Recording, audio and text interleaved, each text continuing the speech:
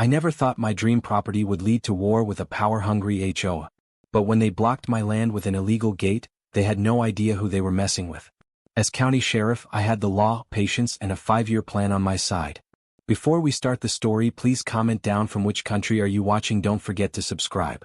20 years in law enforcement teaches you a lot about human nature. As county sheriff of Pine Ridge for the last decade, I've seen it all, the good, the bad, and the downright cruel. But nothing prepared me for the battle I'd face when I bought my dream property on the edge of Lakeside Heights. It was perfect. 15 acres of pristine woodland with a breathtaking view of Eagle Lake, backing right up to the mountains. The land had been in my family generations ago, and through a strange twist of fate, I had the chance to buy it back. I'd spent 5 years saving every penny of my sheriff's salary, living in a small apartment in town, dreaming of building a cabin where I could retire someday. The only catch: my property bordered Lakeside Estates, the most exclusive gated community in the county. I'd dealt with their homeowners association before, responding to their frequent calls about suspicious individuals, who usually turned out to be delivery drivers or landscapers who didn't look like their typical residents.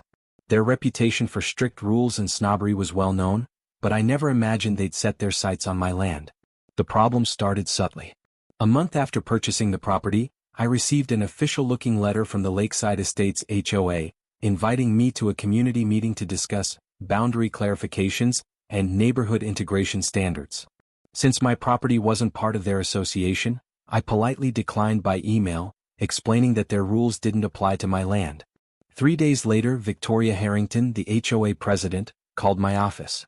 Her voice dripped with fake sweetness that couldn't hide the steel underneath. "Sheriff Mitchell, I understand you won't be attending our meeting tomorrow. That's unfortunate. We have several concerns about your property that need addressing. Mrs. Harrington, I appreciate your concern, but my land isn't part of Lakeside Estates. Your HOA has no jurisdiction over it." "Well," she paused dramatically, "there seems to be some confusion about that. Our historical records suggest otherwise. Perhaps you'd like to reconsider?" I thought she was bluffing. I'd done my homework before buying the land, checked all the property lines and records. Everything was clean and clear. "The property boundaries are well documented, Mrs. Harrington. There's no confusion on my end." "We'll see about that, Sheriff." The sweetness had vanished, replaced by something cold. "We'll see." I hung up, troubled but not overly concerned. I'd dealt with entitled people before. What I didn't realize was that Victoria Harrington wasn't just entitled. She was ruthless, and she had set her sights on my property. Within a week, I started noticing strange vehicles parked on the public road near my property. A black SUV with Lakeside Estates security emblazoned on the side would sit there for hours. When I approached in my sheriff's uniform, they'd quickly drive away. Then came the notices, each one more ridiculous than the last. Violation: improper maintenance of grounds. Violation: unauthorized tree removal. I hadn't cut a single tree. Violation: non-compliant fencing. There was no fence. Each notice threatened escalating fines, despite having zero authority over my property. I documented everything, taking photos and keeping records, my law enforcement instincts kicking in. This wasn't just harassment, it was systematic. I learned from Charlie, the county clerk and an old friend, that Victoria had been making inquiries about my property records. She'd even requested copies of the original land survey from the 1950s. She seemed real interested in the northeast corner, Charlie told me over coffee. Kept asking if there were any easements or access roads documented. That information set off alarm bells. The northeast corner was where my property connected to the main road, my only access point. Everything else was surrounded by either Lakeside Estates or protected forest land. My instinct told me to start preparing. If Victoria was researching access points, she was planning something bigger than sending violation notices. I didn't have to wait long to find out what she was planning.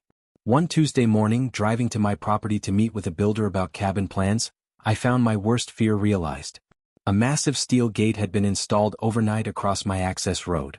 8 feet tall, professionally constructed, with a heavy chain and padlock securing it.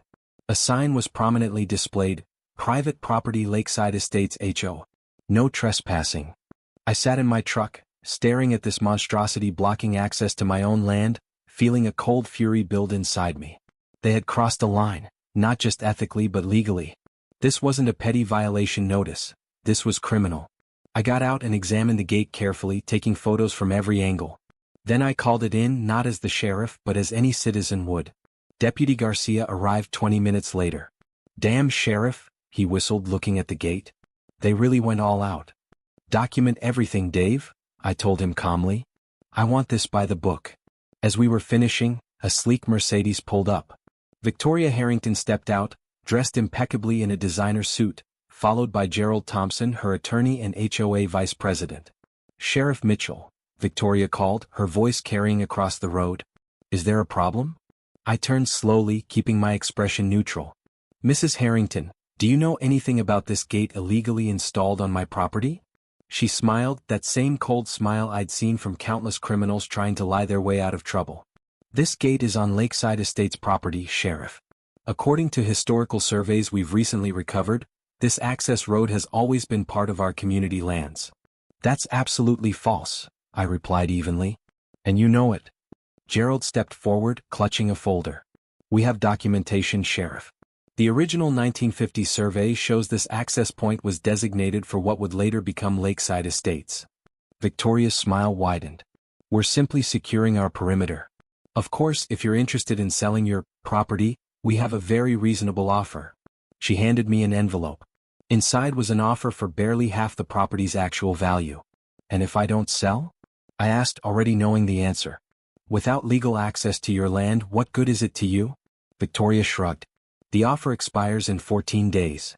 As they drove away, Deputy Garcia looked troubled. "This is bad, Sheriff. What are you going to do?" I watched their car disappear around the corner and made my decision. "I'm going to do what I've been trained to do, Dave. Investigate, document, and build a case. They've just committed multiple felonies and they don't even know it." What Victoria Harrington didn't realize was that she hadn't just picked a fight with a landowner, she'd declared war on the county sheriff. And I never start a fight without being prepared to finish it.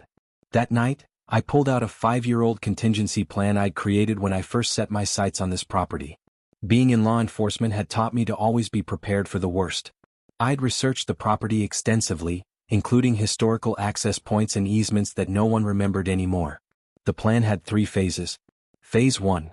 Documentation. I called Sarah Lawson, the county's best real estate attorney and my former high school classmate. "They did what?" Sarah exclaimed when I explained the situation. "That's multiple violations, criminal trespass, destruction of property, falsifying documents if they're claiming historical rights that don't exist. I need to build an airtight case," I told her. "Something so solid that not even their expensive lawyers can crack it." Sarah's voice turned determined. "I'll pull every property record, survey, and deed transfer going back a century if I need to. If there's a false claim, we'll expose it." Phase 2. Alternative access. What Victoria didn't know was that there was an old logging road on the western edge of my property, overgrown and forgotten, but still legally a public access easement. It hadn't been used in decades, but it had never been officially closed. The next day, I met with Mike Peterson, a retired forest ranger who knew every inch of these woods. "Sure, I remember that old road," Mike said, tracing a line on my map. "It's probably completely overgrown now, but the culvert should still be there under all that brush. It'll take work to clear, but it's doable." Phase 3. Surveillance. If I was going to catch Victoria and her cronies in the act, I needed evidence. As sheriff, I knew exactly what kind of evidence would hold up in court. I contacted Alex Chin, my department's technology expert. "I need a surveillance system for my property. Something discreet but comprehensive." Over the next week, we set up a network of hidden cameras covering not just the illegal gate, but the entire property line between my land and Lakeside Estates. Solar-powered, motion-activated, and uploading to secure cloud storage. These cameras would document every trespass, every conversation. Meanwhile, I carefully maintained the appearance of a defeated landowner. I'd drive up to the gate regularly, visibly upset, making phone calls that led nowhere. I even brought in a property assessor to make it look like I was considering their lowball offer. Victoria's security team watched me constantly, reporting back my apparent frustration. I was playing the part perfectly, and they were buying every minute of it. While Victoria believed she had me cornered, I was working night and day behind the scenes. With Mike's guidance, I began clearing the old logging road, careful to work only when Lakeside Estate security wasn't around. It was back-breaking labor, cutting through decades of overgrowth, reinforcing old culverts, creating a serviceable, if rough, access to my property. Sarah's investigation was bearing fruit too. The documents they're citing don't exist, Jack, she told me one evening, spreading maps across my kitchen table. I found the original surveys from 1952, 1968, and 1975. Your access road has always been part of your property. They're either mistaken or deliberately falsifying evidence. Knowing Victoria, I'm betting on the latter, I replied. Then Sarah found something even more interesting. Look at this, she pointed to a planning application filed 3 months ago. Lakeside Estates has applied for permission to build an exclusive lakeside clubhouse. Guess where the proposed location is? The plan showed a luxury clubhouse with private boat docks, directly across from my property, with the access road they'd blocked serving as the perfect entry point. This was never about enforcing HOA regulations, Sarah said. They want your land for their clubhouse project. And they thought they could bully me into selling? I added, the pieces finally fitting together. By the 3rd week, the old logging road was passable. I brought in my first delivery of building materials under cover of darkness. Not for a cabin, but for something else entirely. If Victoria wanted a war, I was going to give her one she'd never forget. A month after the gate went up, I was ready to spring my trap. The surveillance system had captured numerous incursions onto my property by lakeside security personnel. Trespassing, tampering with my property markers, even removing survey stakes I'd placed. All of it documented, time-stamped, and saved securely. Sarah had compiled a devastating legal brief documenting every violation, including evidence that Victoria had submitted falsified historical documents to the county recorder's office, a felony in our state. The old logging road was now fully functional, though I'd carefully disguised its entrance to keep it hidden from casual observation. Through this secret access, I'd established the foundation for what looked like the beginning of construction. Not for the small cabin I'd originally planned, but for something that would send Victoria Harrington into a rage. It was time for the final act.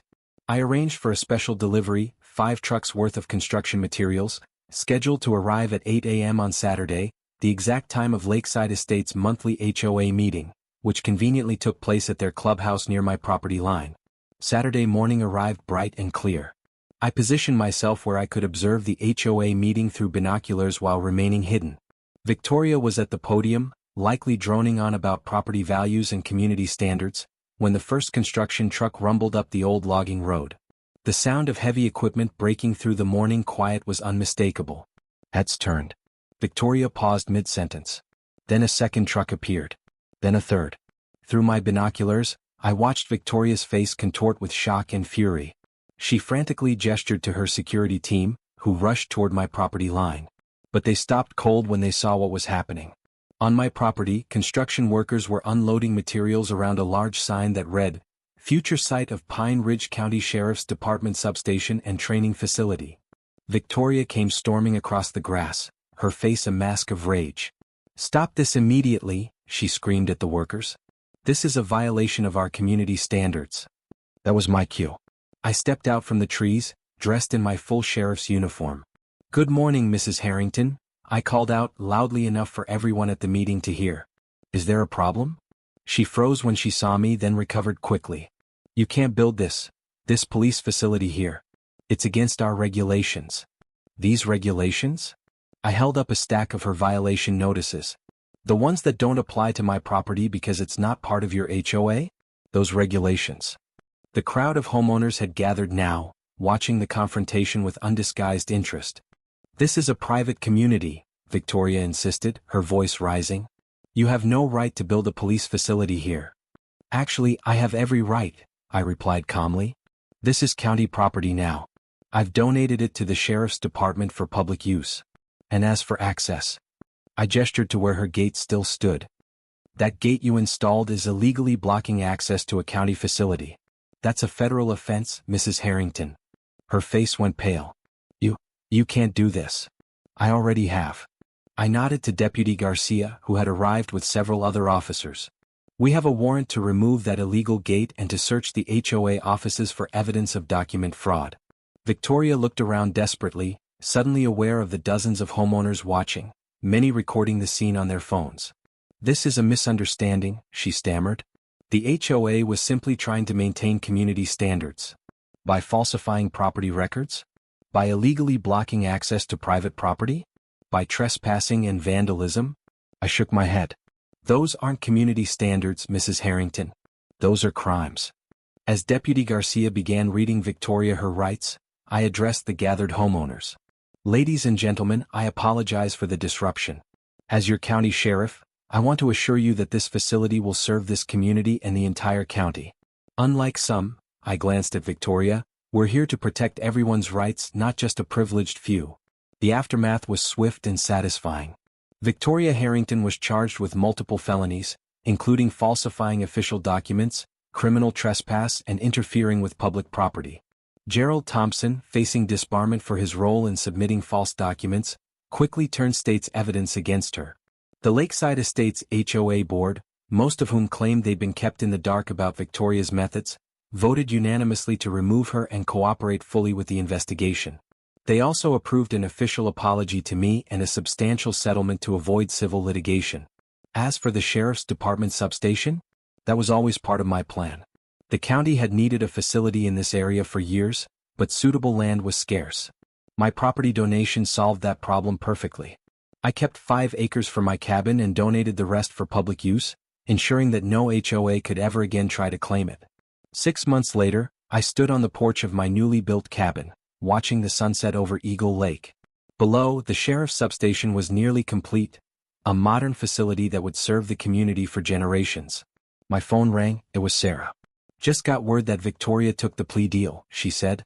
2 years probation, hefty fine, and she's banned from serving on any HOA board ever again. Justice served, I replied, smiling. You know, Sarah mused, most people would have just fought this in court from the beginning. I chuckled.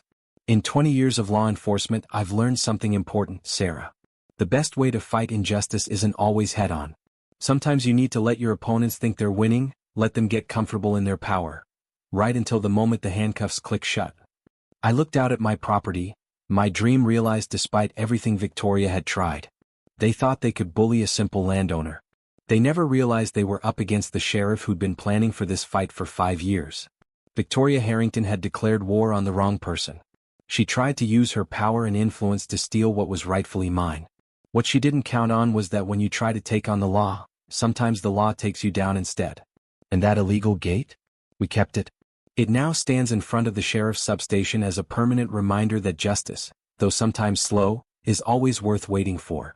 Looking back on everything that happened, I realized the fight with Lakeside Estates taught me important lessons about power, patience, and preparation. First, power only works when people believe you have it. Victoria's power came from people's fear and compliance. When someone finally stood up to her, armed with facts, law, and evidence, her power crumbled. Second, patience is a weapon when used correctly. For 5 weeks, I let Victoria think she was winning. I played the frustrated, defeated landowner while secretly building my case and preparing my counterattack. That patience paid off in the most satisfying way possible. Finally, preparation beats aggression every time. Victoria acted impulsively, driven by greed and the belief that her money and connections would protect her. I prepared methodically, documented everything, and built an airtight case before making my move.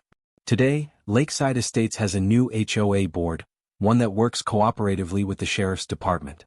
The new substation serves as a community gathering place, hosting events that bring together residents from both inside and outside the gates.